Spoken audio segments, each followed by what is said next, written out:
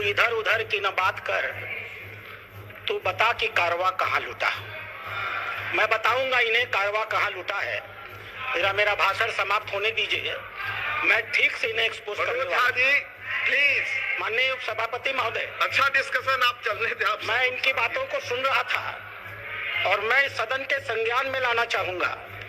माननीय सदस्य सैयद नासिर हुसैन जब इस बारी राज्यसभा में चुने गए, जब ये इनके जीत की घोषणा हुई, मैं उस समय कर्नाटक के बेंगलोर में था। कर्नाटक की विधानसभा में पाकिस्तान जिंदाबाद के नारे लगाए गए थे। भारतीय जनता पार्टी के कार्यकर्ताओं ने विरोध किया, उनको पकड़ करके जेल में भेज दिया गया। भारतीय जनता पार्टी के कार्यकर्ता जो इस पाकिस्तान जिंदाबाद के नारे का विरोध कर रहे थे, उन्हें जेल में भेज दिया गया और इन्हें कुछ किया गया। ये लोग बैठाइए, इन्हें बैठाइए, ये बोल नहीं सकते। बैठ जाओ, बैठो, आपस में बात है प्लीज। आप बैठो, बैठो, प्लीज आपस में बात है। आपस में बात महोदय, आप चेयर को संबोधित करें। चेयर को संबोधित करें। सभापति महोदय, प्लीज आप चेयर को संबोधित करें। सभापति महोदय, आज देश के लिए गौरव का दिन है। देश के आम मुसलमान के लिए, देश के गरीब मुसलमान के लिए, देश के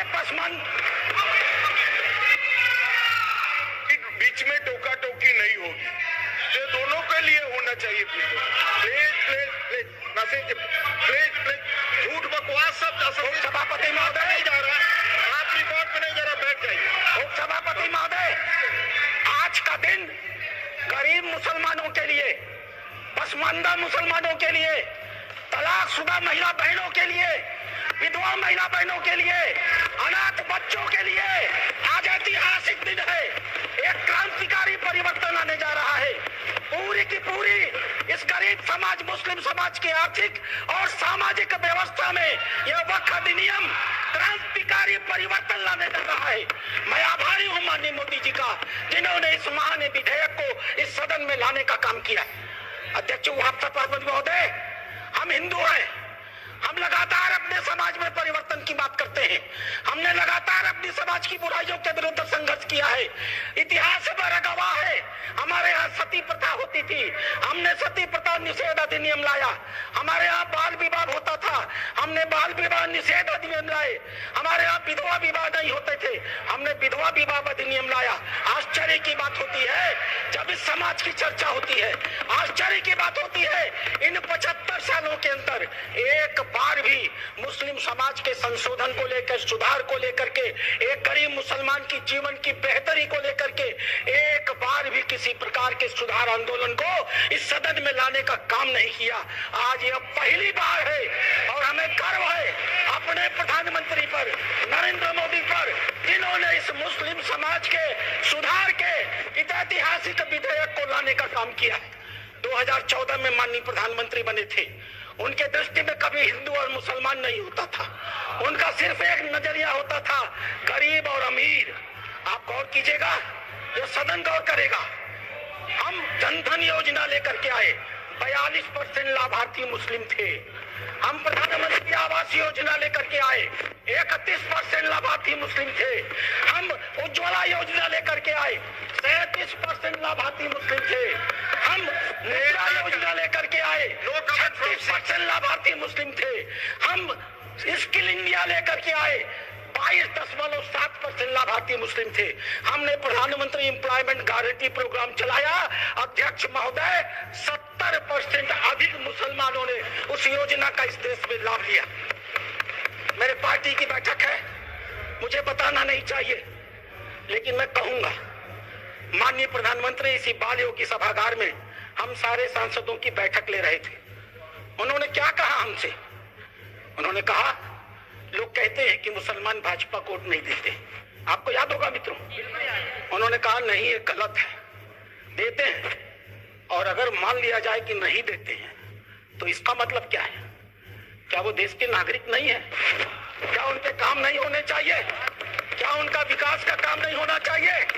हम सारे सांसदों को उन्होंने मीटिंग में कहा, अपने काम को करते समय कभी हिंदू और मुसलमान न करना, विकास की धारा सारे समाज पर समान रूप से पहुंचाने की बात कही। उन्होंने दूसरी बात कही, मैं पूरे देश को 2047 में विकसित भारत का सपना दिखाता हूं। क्या 20% मुसलमान अगर देश का पिछड़ा रह जाएगा तो क्या भारत का विकास का सपना पूरा होगा? नहीं। हमें भारत के विकास का मतलब है 20% मुसलमान के विकास की भी योजना बनानी है। यह कल्पना माननीय प्रधानमंत्री ले सकते हैं। आजादी के 75 सालों के अंदर इस कल्पना को लेकर इस देश में कोई नहीं आया था। और तीसरी बात उन्होंने कही, सरकार के, और सबसे महत्वपूर्ण बात है, सरकार के स्तर पर सरकार जो कुछ भी कर सकती है मुसलमानों के जीवन की बेहतरी के लिए हम करने का प्रयास करेंगे। लेकिन मुस्लिम सामाजिक संस्थाओं की भी रोल होनी चाहिए। ये मुस्लिम पर्सनल लॉ बोर्ड की भी भूमिका होनी चाहिए। ये जमायत उलेमा की भी भूमिका होनी चाहिए। ये वक्फ कमेटियों की संपत्तियां जो पड़ी हुई हैं उनकी भी मुसलमानों की जिंदगी को बेहतर करने में भूमिका होनी चाहिए। यह बात आज की नहीं थी, ये लोकसभा चुनाव के 6 महीने पहले की बात है अध्यक्ष महोदय। उस समय वो कल्पना लेकर चल रहे थे कि अगर हमने मुस्लिम वक्फ की संपत्तियों का बेहतर उपयोग कर लिया, पारदर्शी उपयोग कर लिया, उनकी आय को बढ़ा दिया, उनके ऊपर जो कब्जा करके लोग बैठे हुए हैं उन कब्जेदारों को हटा दिया, तो स्वाभाविक रूप से जो अकूत संपत्ति पूरे भारत में मुसलमानों के पास आएगी, हम उसका इस्तेमाल गरीब मुसलमानों की शिक्षा के लिए, जीवन की बेहतरी के लिए, उनके मुसलमान महिलाएं दर बदर भीख न मांगे, अपनी इज्जत का समझौता न कर सके, कोई बूढ़ी मुस्लिम रात को खाली पेट सोने के लिए मजबूर न हो, हम उसके लिए व्यवस्था करके लाएंगे। और वस्तुतः अध्यक्ष महोदय, वक्फ अधिनियम की जो ही माननीय गृह मंत्री ने घोषणा किया, पूरे देश में तूफान आ गया। आश्चर्य होता है, वक्फ की घोषणा भी नहीं हुई, कानून सामने भी नहीं आए, विरोध शुरू हो गया। तुम्हारी मस्जिदें कब्जा कर ली जाएंगी, तुम्हारे दरगाह कब्जा कर लिए जाएंगे, तुम्हारे कब्रिस्तान कब्जा कर लिए जाएंगे, तुम्हारे मदरसे कब्जा कर लिए जाएंगे। मैं एक पत्रक लेकर के अध्यक्ष महोदय आया हूँ। केरल और कर्नाटक की एक आतंकवादी संस्था है PFI, माननीय गृह मंत्री को आभार प्रकट करता हूँ, उन्होंने बैन किया है। PFI की एक दूसरी संस्था है SDPI। आज SDPI मेरे पास पर्चे हैं, मैं गृह मंत्री को सौंपूंगा और आपको भी दूंगा। आज SDPI पूरे देश में, मेरे पास राजस्थान के पर्चे आए हैं जहां SDPI सबसे कमजोर है, पूरे देश में पर्चे बांटे जा रहे हैं और बताया जा रहा है कि वक्फ कानून अगर आ गया तो मस्जिदों पर भाजपा सरकार कब्जा कर लेगी। आखिर क्यों? लेकिन ये लोग भूल गए, नरेंद्र मोदी किसी और मिट्टी के बने। आपके विरोध से वो डरने वाले नहीं थे। आप चाहे जितना भी विरोध करते, वो मजबूती के साथ एक आम गरीब मुसलमान, एक दलित, एक पिछड़ी महिला, एक अनाथ महिला, एक तलाकशुदा महिला, अनाथ बच्चों के साथ खड़े होने वाले थे और इसीलिए वो मजबूती से विधेयक लेकर के आई। अध्यक्ष महोदय, ये चर्चा कर रहे थे वक्फ बाई यूजर की। क्या होता है वक्फ बाई यूजर? हजरत मोहम्मद साहब ने क्या कहा था? आपके पास अपनी कोई संपत्ति हो तो दूसरों को भले के लिए दान करो। हदीसों ने क्या लिखा था? यदि किसी व्यक्ति के पास अपनी संपत्ति है, उस संपत्ति का एक हिस्सा वो दान कर सकता है, उसके लिए मुतवल्ली बना सकता है, उसके आय के साधन कैसे होंगे लिख सकता है, आय से होने वाली आय किस वर्ग के उपयोग में आएगी उसके भी निर्देश दे सकता है। What is this Waqf by user? किसने आपको संपत्ति दी? किसने आपको संपत्ति दान की? किसके मन में मनसा थी कि अल्लाह को दे दिया जाए? एक भी आदमी ने वक्फ बाई यूजर की संपत्ति वक्फ के अधिनियम के तहत नहीं दी। जैसे फिल्मों में गुंडे हुआ करते थे, जिस औरत पर हाथ रख दी वो औरत उनकी हो गई, इसी प्रकार से इन वक्फ बोर्डों ने भू माफियाओं की तरह काम किया। जिस जमीन पर हाथ रख दिया इन्होंने, वो जमीन उनकी हो गई। आज इस मानसिकता से ये काम करते हैं। जमीनों पर मैं कानून लेकर के आया हूँ। अध्यक्ष महोदय, इसी सदन में माननीय सदस्य झूठ बोल रहे थे, असत्य बोल रहे थे।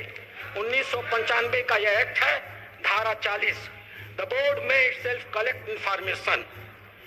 बोर्ड स्वतः इस बात की सूचना इकट्ठी कर सकता है यदि उसे इसका कोई कारण महसूस होता है कि यह वक्फ की प्रॉपर्टी है। आगे क्या करेगा? and any question arises whether a particular property is a waqf property or not, whether a waqf is a Sunni or Saqf board, after making such inquiry as is deemed fit, decides the question. संपत्ति पर हाथ रख दो, किसी भी संपत्ति को वक्फ board की संपत्ति कह दो और वक्फ बोर्ड खुद ही तय कर लेगा कि वो संपत्ति वक्फ की है कि नहीं है, और जिस बेचारे की संपत्ति ले ली जाएगी उसको पता ही नहीं चलेगा। और अगला वाक्य क्या है? The decision of the board on the question under section 1 shall, unless revoked by tribunal, shall be final। Tribunal ने अगर उस निर्णय को बदला नहीं तो वह डिसीजन फाइनल होगा। और उसी एक्ट का दूसरा हिस्सा है अध्यक्ष महोदय, नो अपील शैल लाई अगेंस्ट एनी डिसीजन और ऑर्डर वेदर इंटरिम और अदरवाइज गिवन और मेड बाय ट्रिब्यूनल। ट्रिब्यूनल के द्वारा कोई भी आदेश जो दिया गया होगा उसके खिलाफ किसी प्रकार की अपील नहीं होगी। एक अपार्टमेंट में कोई परिवार चला जाए, किराए पर मकान ले ले, और ऐसी घटना हुई है अपार्टमेंट में, किराए पर मकान ले ले, अपने 4 मित्रों को बुला ले और नमाज पढ़ ले। 5वें दिन वो कह देगा हमने इस स्थान पर नमाज पढ़ी है, यह वक्फ बाय यूजर है, अब इसे वक्फ घोषित कर दो। और घोषित हो गई।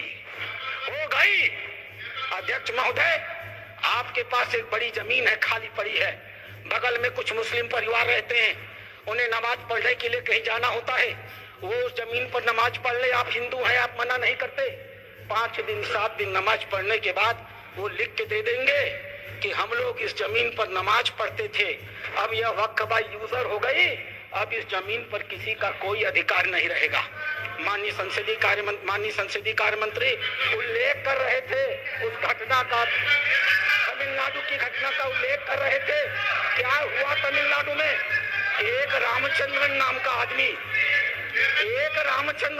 आदमी अध्यक्ष महोदय, वह व्यक्ति अपनी लड़की की शादी के लिए अपनी जमीन बेचना चाहता था। वो जमीन बेचने के लिए जब रजिस्ट्रार के घर गया, ऑफिस में गया, तो पता चला कि वो जमीन उसके नाम पर ही नहीं है, वो जमीन वक्फ को दे दी गई। जब हल्ला मचा, गांव के लोग रजिस्ट्रार ऑफिस में गए तो पता चला कि उन दोनों गांवों की सारी जमीन वक्फ को दे दी गई। 1500 साल पुराना मंदिर भी वक्फ के हवाले कर दिया गया। क्या होता है इन लोगों का वक्फ बाय यूजर। और आश्चर्य होता है, इन्हें बैठाया जाए अध्यक्ष महोदय, आश्चर्य होता है। मैं भी जेपीसी का मेंबर हूँ, ये भी जेपीसी के मेंबर है, ये गवाह है इस बात के। मैं लगातार जेपीसी में जितने भी विटनेस आते रहे, इनके बड़े बड़े मतावलंबी, मैं उनसे कुरान को कोट करके कहता रहा। मैं कुरान पढ़ता हूँ, कोई बुराई नहीं है किसी धर्म को पढ़ने में। मैंने कुरान को कोट करके कहा कि मौलवी साहब ये तो बताओ कि इस कुरान में या किस हदीस में यह लिखा है कि अगर हमने कोई संपत्ति दान नहीं की तो तुम उसको वक्फ बाय यूजर मालिकाना मान लोगे। किसी के पास एक भी मेरे सवाल का जवाब नहीं दिया। इन लोगों ने क्या किया मालूम है? वो जो ओवैसी साहब वहां बैठते हैं ना, उन्होंने मेरा नाम रख दिया मौलाना डॉक्टर राधा मोहन अग्रवाल। अब इससे बड़ी मेरी जीत क्या हो सकती है? मैंने इनसे पूछा, इस बात पर बहस होती है कि डीड लिखित गया या नहीं। मैंने इनसे कहा, जब हजरत मोहम्मद साहब ने अपने आयतों में लिखा है, 3 आयतें हैं, 4, आप चाहिएगा तो मैं पेश करूंगा। 4 आयतें हैं जहां हजरत मोहम्मद साहब कहते हैं एक भी पैसा अगर किसी को दो तो उसको लिखो, उसका उदाहरण दो, उसका विटनेस बनाओ, ताकि ताकीद रहे कि कल तुम्हारे देने को कोई चुनौती न दे पाए। एक भी पैसा दो तो लिखित दो। और तुम कहते हो कि तुम्हारे पास ये सारी संपत्तियां हैं जिसका कोई लिखित रिकॉर्ड नहीं है, फिर भी वक्फ है। मेरे एक भी सवाल का जवाब, मैं उस कमेटी की बातों को बोलता नहीं, लेकिन चूंकि इन्होंने कमेटी का उल्लेख कर दिया इसलिए मैं इन्हें एक्सपोज कर रहा हूं। मेरे एक भी प्रश्न का जवाब ये लोग नहीं दे पाए। खाली मुझे कहते थे कुरान पढ़ते हैं मौलाना है, कुरान पढ़ते हैं मौलाना है। अरे कुरान मैं पढ़ता हूं, तुम तो मुसलमान हो। बचपन से पढ़ते हो ना। मैं पढ़ूं और बताऊं कुरान में क्या लिखा है? मार हो जाएगी, मार। ये हिंदू की बलमन साहत है जो कुरान पढ़ के तुम्हें बताता नहीं है। अध्यक्ष महोदय, दूसरी चीज, अध्यक्ष महोदय, दूसरी चीज, सरकार इनकी थी, इन्होंने वक्त को अभय दान दे दिया और क्या नारा दिया? जो जमीन सरकारी है वो जमीन हमारी है। सरकारी संपत्तियों पर कब्जा करने का ऐतिहासिक इन्होंने कार्य किया है। उत्तर प्रदेश की 74% वक्त की संपत्तियां सरकारी जमीन पर कब्जा करके बनी है। तेलंगाना में 50% की संपत्तियां सरकारी जमीन पर कब्जा करके बनी है। पूरा अभयदान इनको मिला था अध्यक्ष महोदय, और उसका फल क्या हुआ? 2006 में सच्चर कमेटी की रिपोर्ट आई। सच्चर कमेटी ने कहा 4,50,000 संपत्ति है और 6 लाख एकड़ जमीन है। आज 2024 में 8,72,000 संपत्ति है और 37,94,000 एकड़ जमीन है। 2006 से 2023 6 लाख एकड़ से बढ़ करके 37,94,000 एकड़ जमीन इनकी हो गई। इन्हें बताना तो पड़ेगा सभापति महोदय कि आखिर 31 लाख अतिरिक्त जमीन इन्होंने पाई से कहां से है। इन्हें उसका उदाहरण देना पड़ेगा अध्यक्ष महोदय। जितना ये कांग्रेस के पहले वक्ता रहे हैं, जितना समय ये बोले हैं, मैं भी उतना ही समय बोलने वाला हूं। यह मेरा अधिकार है सभापति महोदय।